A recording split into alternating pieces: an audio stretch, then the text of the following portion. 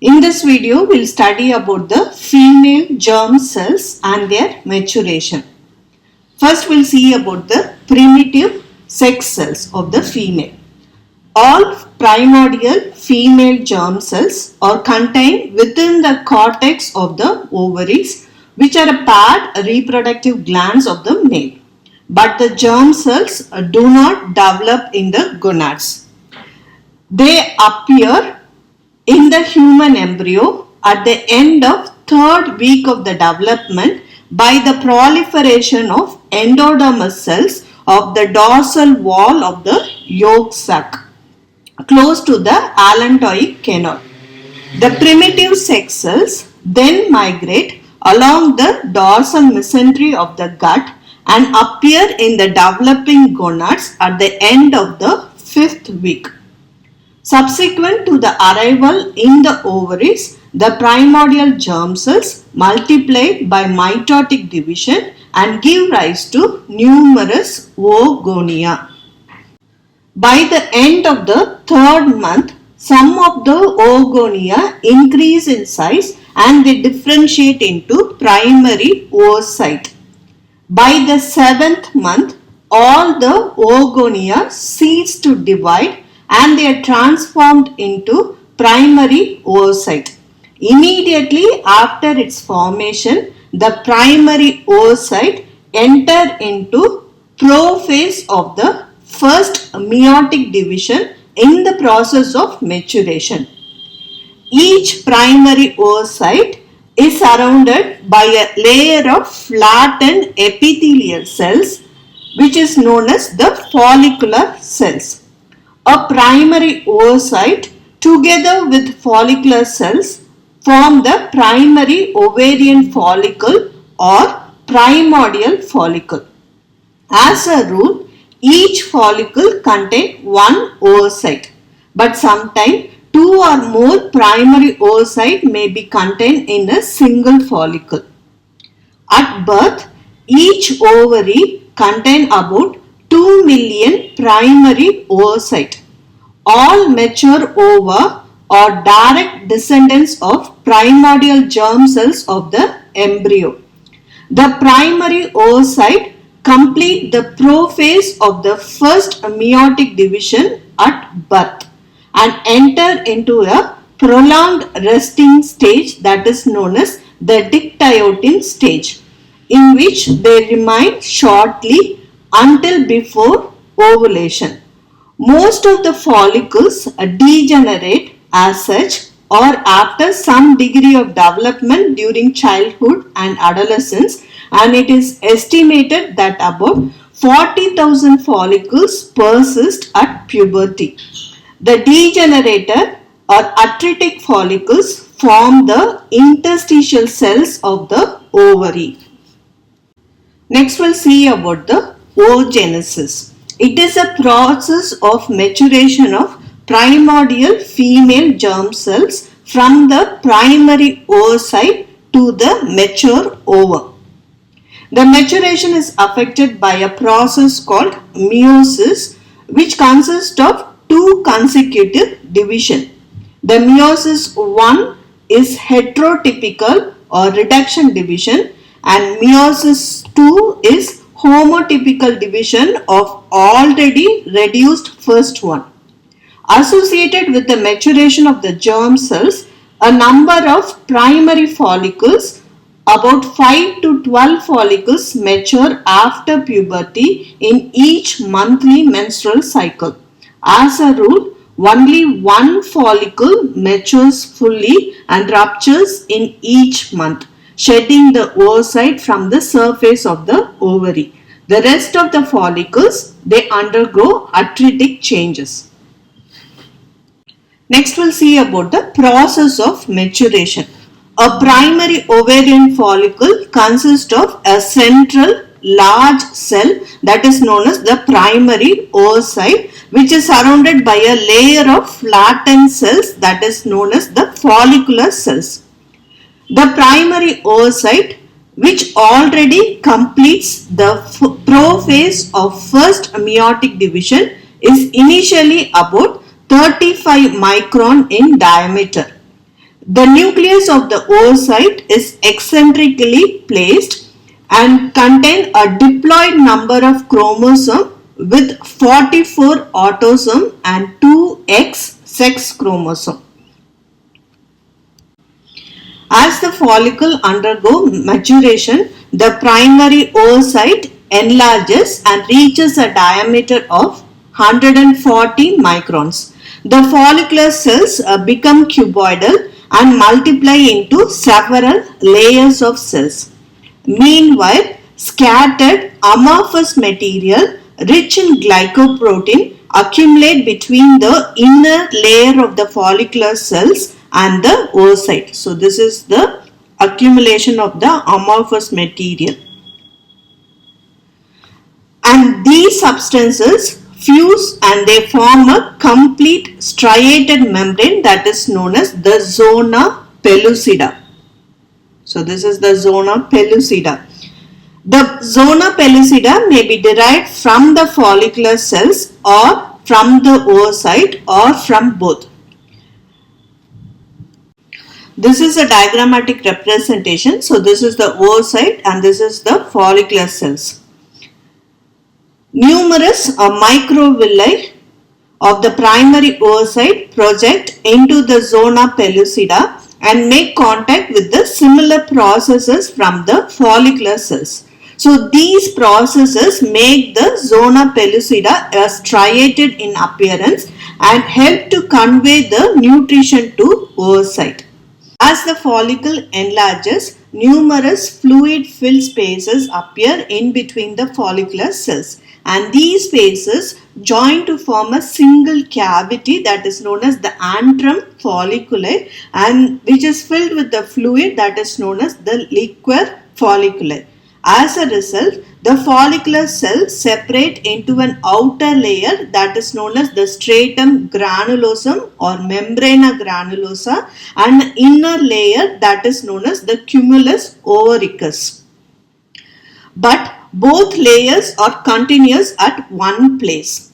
The cumulus surrounds the primary oocyte.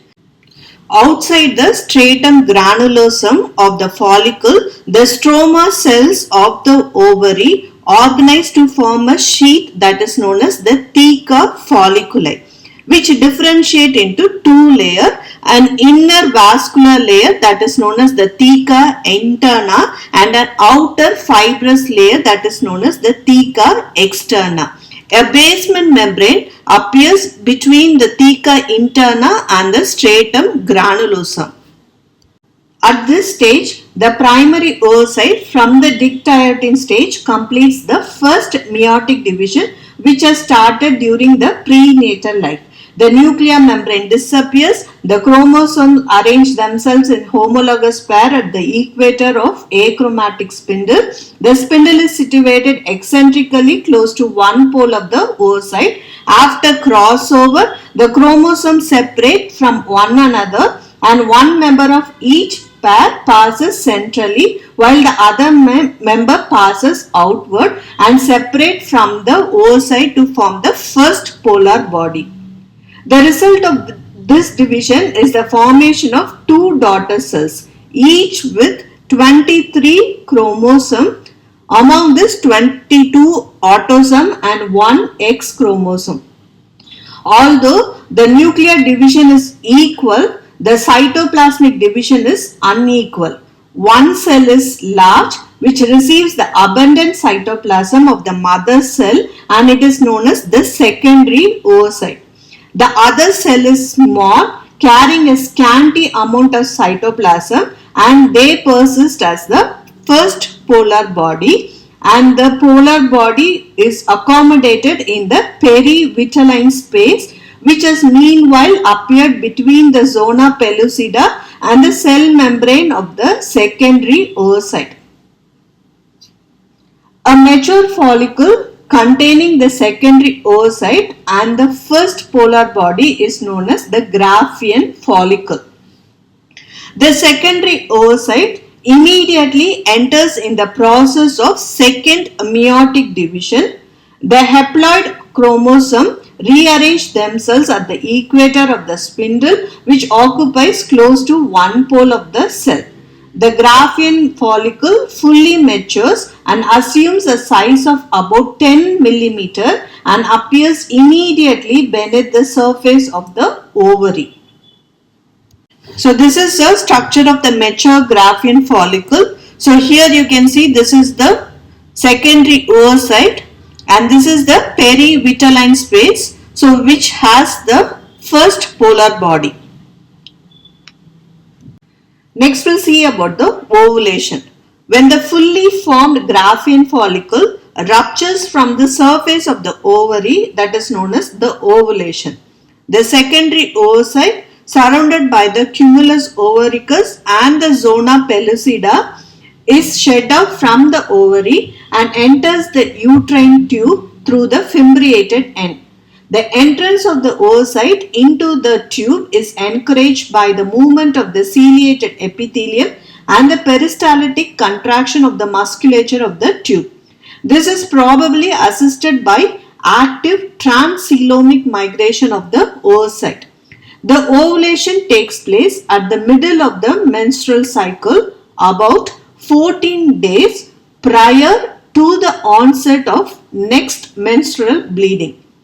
The menstrual cycle is calculated from the first day of one menstrual bleeding to the first day of next menstrual bleeding. Usually, the bleeding persists for 3 or 4 days. On an average, each menstrual cycle is of 28 days duration. But there may be an individual variation of the cycle. During pregnancy, the menstruation ceases. The ovulation precedes the menstruation.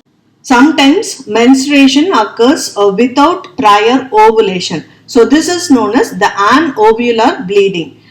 If fertilization takes place in the uterine tube by the union of male and the female gametes, the secondary oocyte completes the second meiotic division and results in the formation of two unequal daughter cells, each possessing 23 chromosomes. The large cell presenting abundant cytoplasm is known as the mature ovum, and the small cells form the second polar body, which appears in the perivitelline space. The mature ovum lies within the zona pellucida together with two polar bodies in the perivitelline space. Sometimes 3 polar bodies are found in some species. In such cases, the first polar body succeeds in dividing. The outer cells of the cumulus ovaricus disintegrate and disappear, and those adjacent to the zona pellucida are arranged radially, that is known as the corona radiata. In the absence of fertilization, the secondary oocyte does not complete the second meiotic division and they degenerate as such within 24 hours after ovulation. After ovulation, the wall of the Graafian follicle collapses and they become converted into cellular mass, that is known as the corpus luteum. Next we'll see the summary of oogenesis. In oogenesis, a diploid primary oocyte yields a single haploid mature ovum by 2 consecutive meiotic divisions. The polar body degenerate and they do not take part in fertilization. A mature ovum contains 22 autosomes and 1 X chromosome. The first meiotic division starts in the primary oocyte in prenatal life and it's completed before ovulation. On occasion, it requires about 40 years or more to complete the first meiosis of the oocyte. At ovulation, the secondary oocyte is shed off from the ovary and the secondary oocyte completes the second meiotic division to form a mature ovum only when fertilization takes place. Accumulation of lecithin-like substance, the deutoplasm, within the cytoplasm of the oocyte makes the nucleus eccentric in position. This explains why in female the primary oocyte give rise to a single mature ovum with an extrusion of first and the second inactive polar body in the process of maturation of female gametes.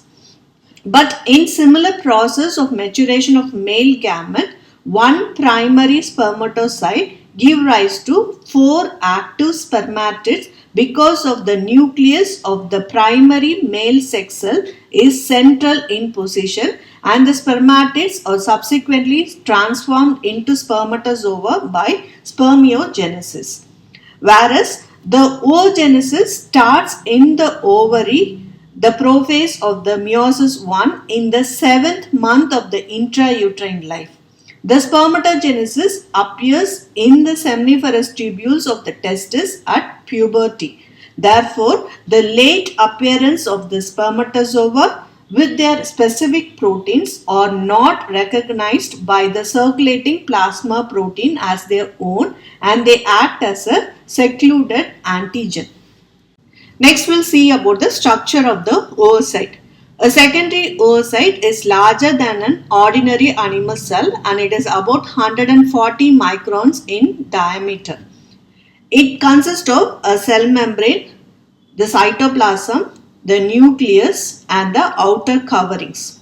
The cell membrane is known as the vitelline membrane, which is enveloped by the zona pellucida. A perivitelline space appears between the zona pellucida and the vitelline membrane for the accommodation of the polar bodies. The nucleus is large and it is eccentrically placed and it consists of a prominent nucleolus, the germinal spot. The nucleus contains 23 chromosomes. During fertilization, it is converted into mature ovum with an extrusion of second polar body in the perivitelline space. The cytoplasm of the oocyte is known as the ooplasm or the yolk, consists of the following. One is the formative yolk, which is similar to the organelles of the ordinary animal cell. Next, you have the deutoplasm or nutritive yolk, which comprises of fatty droplets of lecithin-like substances. The human oocyte contains scanty amount of deutoplasm and it is termed as microlecithal. The deutoplasm provides nutrition to the embryo in the early stage of development. The egg of a bird is macrolecithal and contains abundant deutoplasm which nourishes the embryo throughout the period of incubation. A centrosome with two centrioles is present close to the nucleus. During fertilization, the centrioles of the ovum disappears. The outer covering of the oocyte are the zona pellucida and the corona radiata. The zona pellucida is thick, radially striated membranous envelope and it is chemically a glycoprotein. The microvilli of oocyte and the follicular cells project into the zona for the transmission of the nutritive material. At fertilization, it is perforated by the head of the spermatozoa. After the formation of the blastocyst, the zona pellucida disappears on the 5th day after fertilization. The cells of Cumulus ovoricus are attached to the outer surface of the zona pellucida. The outer cells of the cumulus degenerate and the inner cells next to the zona form a radially arranged cells that is known as the corona radiata. Hyaluronidase of the spermatozoa disintegrates these cells during fertilization.